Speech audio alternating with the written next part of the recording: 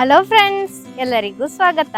ಇವತ್ತು ನಾನು ನನ್ನ ಗಂಡನ ಕೈ ರುಚಿಯಲ್ಲಿ ಮಾಡಿದ ರುಚಿಯಾದ ಉಪ್ಪಿನಕಾಯಿ ರೆಸಿಪಿಯನ್ನು ನಿಮಗೆ ಕೂಡ ಶೇರ್ ಮಾಡ್ತಾ ಇದ್ದೇನೆ. ಮೊದಲು ನಾನಿಲ್ಲಿ 3 ಗ್ಲಾಸು ನೀರಿಗೆ 2 ಮುಷ್ಟಿ ಉಪ್ಪನ್ನು ಹಾಕಿ ಅದನ್ನು ಚೆನ್ನಾಗಿ ಕುದಿಲಿಕ್ಕೆ ಇಟ್ಟಿದ್ದೇನೆ. 5 ನಿಮಿಷ ಚೆನ್ನಾಗಿ ಈ ತರ ಕುದೀಲಿ. ಆಮೇಲೆ ಸ್ಟವ್ ಅನ್ನು ಆಫ್ ಮಾಡಿ ಅದನ್ನು ಚೆನ್ನಾಗಿ ತಣಿಯೋಕೆ ಬಿಡೋಣ. ಉಪ್ಪು ನೀರು ತಣಿಯೋ ಟೈಮಿನಲ್ಲಿ ನಾವು ಇಷ್ಟವಾದ ತರಕಾರಿಯನ್ನೆಲ್ಲ ಚೆನ್ನಾಗಿ ತೊಳೆದು ಒರೆಸಿ ಅದನ್ನು ಚಿಕ್ಕದಾಗಿ ಕಟ್ ಮಾಡಿ ತೆಗೆಯೋಣ. ನಾನಿಲ್ಲಿ ಕ್ಯಾರೆಟ್, ಹಾಗೆಯೇ ಒಂದು ತೋತಾಪುರಿ, ಮಾವಿನಕಾಯಿ, ಹಾಗೆಯೇ ಒಂದು ಹಸಿ ಸೌತೆಕಾಯಿಯನ್ನು ಉಪಯೋಗಿಸಿ ಉಪ್ಪಿನಕಾಯಿ ಮಾಡ್ತಾ ಇರೋದು. ಎಲ್ಲವನ್ನು ನಿಮಗೆ ಇಷ್ಟವಾದ ಸೈಜ್ನಲ್ಲಿ ಕಟ್ ಮಾಡಿ ತಗೊಳ್ಳೋಣ. ಎಲ್ಲ ಮಿಕ್ಸ್ ಹಾಕಿ ನಾನು ಉಪ್ಪಿನಕಾಯಿ ಮಾಡ್ತಾ ಇರೋದು. ಇಲ್ಲಿ ನಿಮಗೆ ಬೇಕಿದ್ರೆ ಬೇರೆ ತರಕಾರಿಗಳಾದ ತೊಂಡೆಕಾಯಿ, ಬೀನ್ಸ್ ಎಲ್ಲ ಕಟ್ ಮಾಡಿ ಸೇರಿಸ್ಕೊಳ್ಬೋದು. ಆದರೆ ನಾನು ಅದೇನು ಹಾಕಲಿಲ್ಲ. ಎಲ್ಲವೂ ಫ್ರೆಶ್ ಆದ ಹಸಿಯಾದ ತರಕಾರಿ ಇದ್ರೆ ತುಂಬಾನೇ ಟೇಸ್ಟಿಯಾಗಿ ಬರುತ್ತೆ ನಮ್ಮ ಉಪ್ಪಿನಕಾಯಿ. ಮೊಸರನ್ನದ ಜೊತೆಗೆ ಉಪ್ಪಿನಕಾಯಿ ಸೇರಿಸಿ ತಿನ್ನೋಕಂತೂ ಸೂಪರ್ ಆಗಿರುತ್ತೆ. ನೀವು ಕೂಡ ಈ ತರ ಒಮ್ಮೆ ಉಪ್ಪಿನಕಾಯಿ ಮಾಡಿ ನೋಡಿ. ಎಲ್ಲವೂ ಕಟ್ ಮಾಡಿ ರೆಡಿಯಾಗಿದೆ. ಇನ್ನು ನಾವು ಹೊರಡಿ ಮಾಡಬೇಕಾಗಿ ಬರುತ್ತೆ. ಅದಕ್ಕೆ ಬೇಕಾಗಿ ನಾನಿಲ್ಲಿ ಸಾಸಿವೆ ಹಾಗೂ ಮೆಣಸಿನ ಹುಡಿಯನ್ನು ತೆಕ್ಕೊಂಡಿದ್ದೇನೆ. ಅದಕ್ಕಿಂತ ಮೊದಲು ನಾವು ಕಟ್ ಮಾಡಿದ ಈ ವೆಜಿಟೇಬಲ್ಗೆ ಸ್ವಲ್ಪ ಕಲ್ಲುಪ್ಪನ್ನು ಹಾಕಿ ಕೈಯಿಂದ ಈ ತರ ಮಿಕ್ಸ್ ಮಾಡಿಕೊಳ್ಳಿ.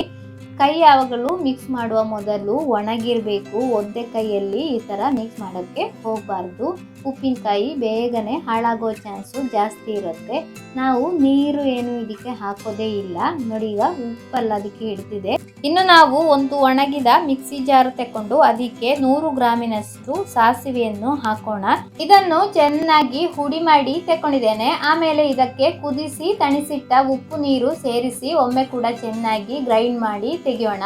ಇದನ್ನು ಒಂದು ಒಣಗಿದ ಪಾತ್ರಕ್ಕೆ ಶಿಫ್ಟ್ ಮಾಡಿಕೊಳ್ಳೋಣ.